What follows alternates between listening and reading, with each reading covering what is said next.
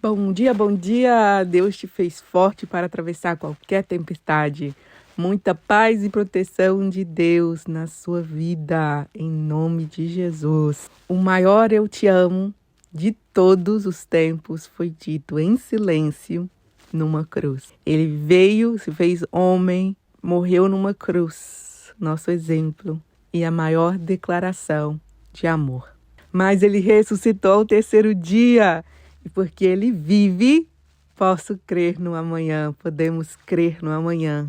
E ele vive, intercede por nós. É maravilhoso, faz infinitamente mais do que nós pedimos ou pensamos. E para você, você sabe que perdoar é uma escolha, retribuir é uma escolha, respeitar é uma escolha, felicidade é uma escolha, ser grato é uma escolha. E o que você escolhe hoje? Eu espero que você escolha viver abundantemente. Aleluia. Nós vamos ler Efésios 6, 1. Filhos, obedecei a vossos pais no Senhor, pois isto é justo. Honra teu pai e tua mãe, que é o primeiro mandamento com promessa, para que te vá bem e sejas de longa vida sobre a terra. E vós, pais, não provoqueis vossos filhos a ira, mas criai-os na disciplina e na admoestação do Senhor. Aqui uma chave para que te vá bem, em outras versões fala tudo te vá bem, e sejas de longa vida sobre a terra, e tenha vida longa. Então uma chave aí, honrar os pais. E outra chave, para os pais viver em paz, não irritar os filhos. Versículo 5. Quanto a vós outros servos, obedecei ao vosso Senhor, segundo a carne, com temor e tremor, na sinceridade do vosso coração, como a Cristo, não servindo à vista, como para agradar a homens, mas como servos de Cristo, fazendo de coração a vontade de Deus, servindo de boa vontade, como ao Senhor e não como a homens, certos de que cada um, se fizer alguma coisa boa, receberá isso outra vez do Senhor, quer seja servo, quer livre. E vós, senhores, de igual modo, procedei para com eles, deixando as ameaças, sabendo que o Senhor, tanto deles como vosso, está nos céus, que para com ele não há acepção de pessoas. Então aqui está num contexto onde havia ainda escravos, os escravos e os senhores. Mas serve também para o nosso trabalho. A gente precisa de fazer como se fosse para o Senhor, E serve também para a igreja, A gente faz, para o Senhor, não é para homens, não é para vista. E serve também para os líderes, Porque eles têm uma autoridade sobre nós, mas Deus não faz acepção de pessoas. Então, chaves para a nossa vida abundante. No versículo 10 fala: quanto ao mais, sede fortalecidos no Senhor e na força do seu poder. Revesti-vos de toda a armadura de Deus, para poderdes ficar firmes contra as ciladas do diabo. Primeiro, ele dá para a gente algumas dicas que já vai nos fazer mais vitoriosos. Essas escolhas, essas armas. E aí ele continua: porque a nossa luta não é contra o sangue e a carne, e sim contra os principados e potestades, contra os dominadores deste mundo tenebroso, contra as forças espirituais do mal, nas regiões celestiais. Portanto, tomai toda a armadura de Deus, para que possais resistir no dia mau, e depois de terdes vencido tudo, permanecer inabaláveis. Estai, pois, firmes, cingindo-vos com a verdade, e vestindo-vos da couraça da justiça. Calçai os pés com a preparação do evangelho da paz. E agora ele vai dar pra gente aqui outras armaduras. Primeiro, que a gente não deve lutar contra carne e sangue, Então, os nossos pais não são nossos inimigos, nossos irmãos não são nossos inimigos, nossos familiares não são nossos inimigos, nosso patrão, nosso chefe não é nossos inimigos, nossos líderes não são nossos inimigos. Nossos inimigos são espirituais, são demônios. Tomai toda a armadura de Deus, para que possais resistir no dia mau. Depois de terdes vencido tudo, permanecer inabaláveis. Estai, pois, firmes, cingindo-vos com a verdade, a palavra, a verdade. E a verdade que liberta.